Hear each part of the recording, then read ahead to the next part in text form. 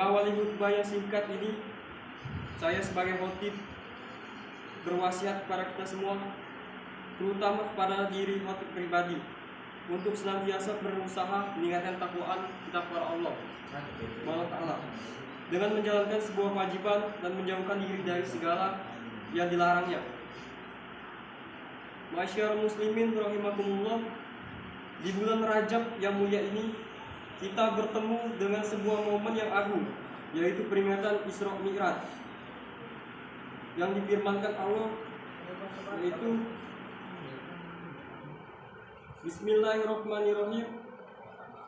Bismillah kanal lazi sadara bi habibihi layya lal ma'un,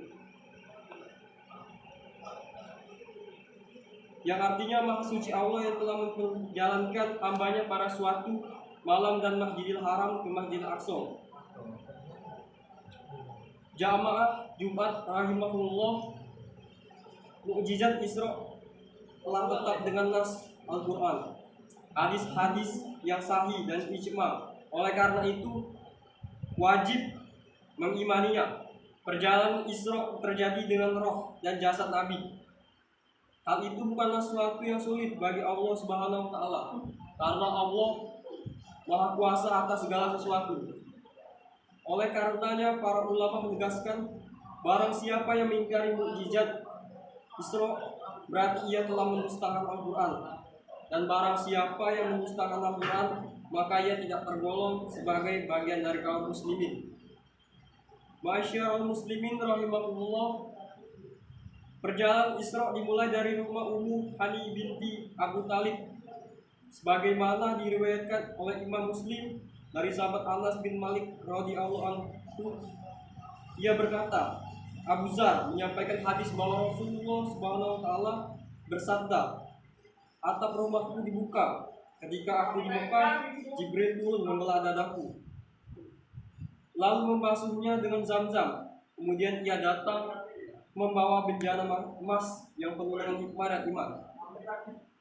Maka ia menuangkannya di dadaku, kemudian menutup dadaku kembali. Hadis riwayat Muslim. Al-Baihaqi meriwayatkan dari sahabat Syahadat bin Aus radhiyallahu anhu. Ia berkata, kami bertanya, wahai Rasulullah, bagaimana engkau diperjalankan Isra? Nabi menceritakan, aku melakukan sholat malam bersama para sahabatku di Mekah.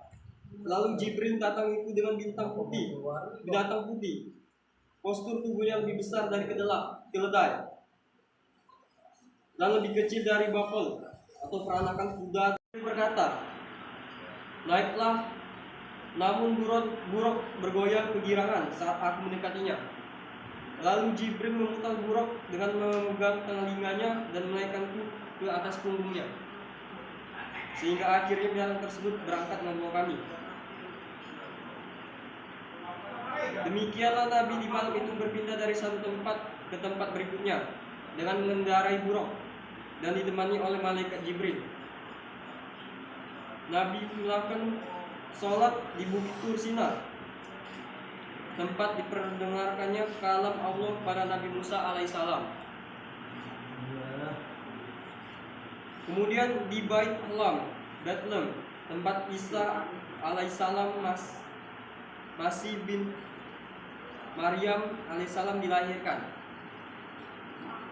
Masyarakat muslimin rahimahullah, peringatan Isra adalah peringatan yang agung, yang menyegarkan ingatan kita tentang sejarah hidup makhluk Allah yang paling agung, pemimpin makhluk seluruhnya, yang menjelaskan hakikat kebenaran dan menampakkannya, pemilik mukjizat-mukjizat yang luar biasa.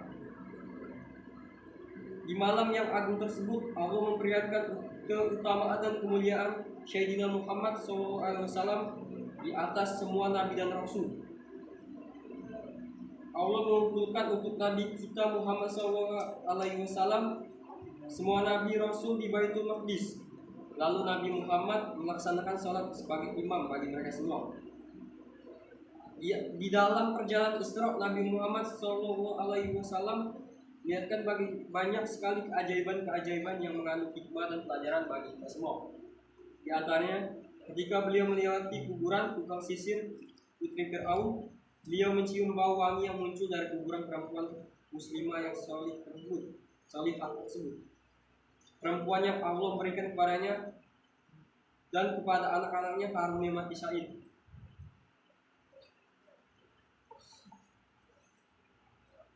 Jamaah Jumat rahimakumullah, mampukah kita di masa sekarang ini meraih puncak kesabaran seperti ini? Di masa yang penuh godaan ini, mampukah kita mempertahankan kebenaran yang kita yakini? Seberapa kuat kita mampu memegang teguh nilai-nilai kebenaran yang diajarkan baginda Rasulullah SAW, di mana yang penuh dengan fitnah ini? Bisakah kita meneladani Masyifah, tukang sisir putri Fir'aun tersebut? Marilah kita berintrospeksi diri, menanyai diri sendiri, apa kita telah mengerjakan apa yang Allah wajibkan kepada kita semua? Apakah kita melaksanakan sholat pada waktunya? Apakah kita telah membayar zakat yang diwajibkan atas kita? Rasulullah dalam perjalanan Isra juga melihat orang-orang menyebar seperti binatang-binatang ternak. Aurat mereka hanya terbentuk dengan kain kecil. Jibril berkata kepada Rasulullah, mereka adalah orang-orang yang tidak menunaikan zakat. Inilah sebagian keajaiban yang Allah perlihatkan kepada baginda Nabi Muhammad SAW dalam perjalanan Isra. Mudah-mudahan kita dapat memetik hikmah dan pelajaran dari cerita ini. Mungkin itu adalah khutbah singkat dari saya. Saya tutup. Wassalamualaikum warahmatullahi wabarakatuh. Berapa?